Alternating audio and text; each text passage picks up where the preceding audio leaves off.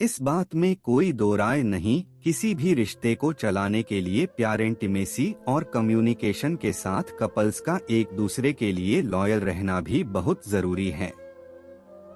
लेकिन इस महिला के साथ ऐसा नहीं हुआ।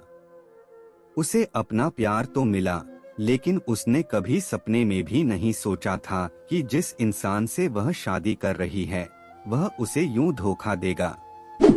कहते हैं कि जब बहुत इंतजार के बाद कोई चीज मिलती है तो उसे पाने की खुशी का अनुभव अपने आप में ही खास होता है। मेरे साथ भी कुछ ऐसा ही हुआ। दरअसल मैं पिछले 5 साल से एक लड़के के साथ रिलेशनशिप में थी, जहां घर वालों को खूब मनाने के बाद हमने शादी करने का फैसला किया। हमारी शादी में सब कुछ सही चल ही रहा था कि इसके बाद भी मैं काफी नर्वस थी। ऐसा इसलिए भी क्योंकि विवाह के बंधन में बंधने से 4 महीने पहले मेरे पति ने एक न्यू लॉ फर्म ज्वाइन की थी, जिसकी वजह से वह बहुत ज्यादा व्यस्त रहने लगा था। वह अपने काम पर अधिक समय बिताने लगा। हालांकि उसकी व्यस्तता के लिए मैं उसे दोष भी नहीं दे सकती, क्योंकि मैं भी शादी की तैयारियों में इस कदर बिजी रहने लगी थी कि मेरे पास उसके साथ दिन बिताने के लिए बिल्कुल भी समय नहीं था। वह भी केवल वीकेंड पर ही हमारे साथ शादी की तैयारियों में शामिल होता था।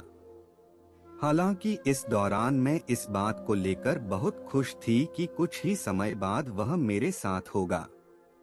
यही एक वजह भी है कि उसमें आए बदलावों पर मैंने बिल्कुल भी ध्यान नहीं दिया था। मैं उसको लाइफ में आगे बढ़ता देख काफी खुश थी, जिसके लिए मैंने एक पार्टी का आयोजन भी किया। इस पार्टी में हमारे करीबी दोस्त ही शामिल हुए थे, जिसके बाद मेरी जिंदगी पूरी तरह बदल गई। सभी तस्वीरें सांकेतिक हैं।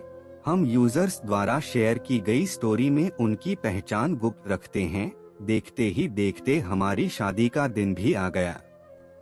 मैं अपनी शादी को लेकर बेहद खुश थी, लेकिन वह अभी भी बहुत ही परेशान लग रहा था। हालांकि इस दौरान मैंने उससे बात करने की कोशिश भी की, लेकिन उसने मुझे विश्वास दिलाया कि वह केवल अपने काम की वजह से तनाव में था, इससे ज्यादा कुछ नहीं। उसके प्यार में पूरी तरह पागल होने के नाते मैं भी उसकी झूठी बातों पर विश्वास करने लगी। मैंने मान लिया था कि हनीमून पर जाने के बाद चीजें पहले जैसी नहीं रहेंगी। उसे न केवल अपने काम से कुछ दिन की छुट्टी मिलेगी, बल्कि हम दोनों एक दूसरे के और भी करीब जाएंगे। हनीमून पर हम दोनों बाली जा रहे थे, जिसके मैं ज्यादा दिन इंतजार नहीं कर सकती थी। शादी की रस्मों को पूरा करने के बाद हम दोनों अपने हनीमून के लिए रवाना हो गए। मैं काफी खुश थी, लेकिन वह अभी भी काफी परेशान था। मैंने अपने सबसे अच्छे कपड़े पहने, लेकिन उसने मुझे बिल्कुल भी नोटिस नहीं किया। यहाँ से मुझे शक होने लगा। ऐसा इसलिए क्योंकि जिस आदमी मैं को जानती थी, वह मुझे देखते ही उत्साहित हो जाता था। जब मैं उसके लिए तैयार होती थी, तो वह उस समय सबसे ज्यादा खुश होता था। लेकिन इस बार ऐसा नहीं हुआ। मैंने उसे इतना परेशान पहले कभी नहीं देखा था। वह हमारे हनीमून पर इतना अजीब बर्ताव कर रहा था कि मैंने कभी सपने सोचा भी नहीं था कि जिस इंसान से मैं प्यार करती हूँ कि वह अपनी लाइफ की सबसे बड़े दिन पर ऐसा होगा। उसने होटल से बाहर जाने से इनकार कर दिया था। पूरे हनीमून के दौरान हम ज्यादातर समय अपने होटल के कमरे में ही रहे। जब हमने किस किया तो मुझे ऐसा लगा कि वह बेमन मुझे चूम रहा है, जिसने मुझे सबसे ज्यादा दुखी कर दिया। मैंने उससे चिल्लाकर पूछा, तुम्हें क्या हो रहा है? हमने अभी अभी शादी की है, लेकिन इसके बाद भी तुम खुश नहीं हो। लेकिन इस सवाल के जवाब में भी उसने कुछ भी जाहिर नहीं किया। ऐसे में मेरे दिमाग में इस दौरान सबसे पहला विचार उसका फोन चेक करने का आया था। जब वह गहरी नींद में था, तो मैंने उसका फोन चेक किया।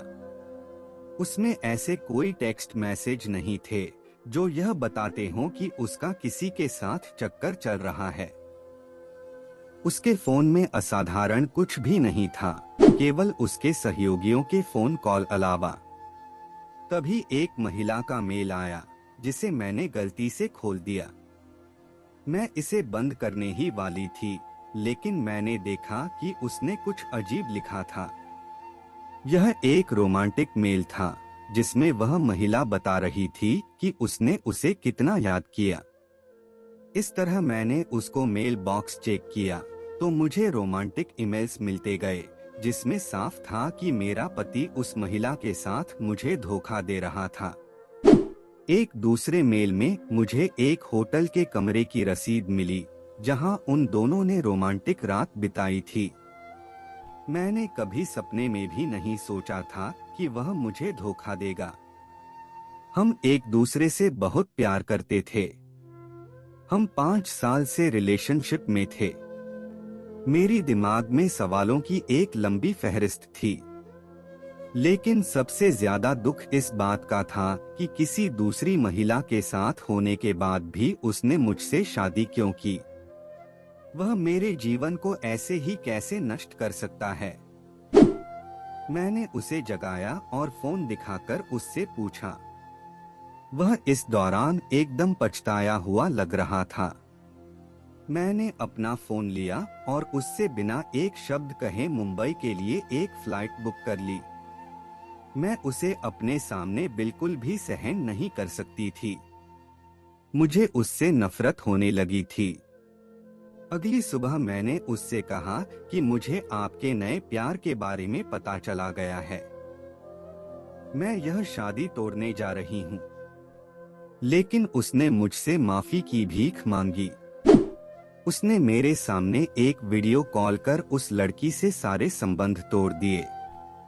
मुझे नहीं पता कि मैं उस पर फिर कभी भरोसा कर पाऊंगी या नहीं, लेकिन अब मैं यह सुनिश्चित करती हूँ कि हमारे रिश्ते में पहले जैसा कुछ नहीं बचा है।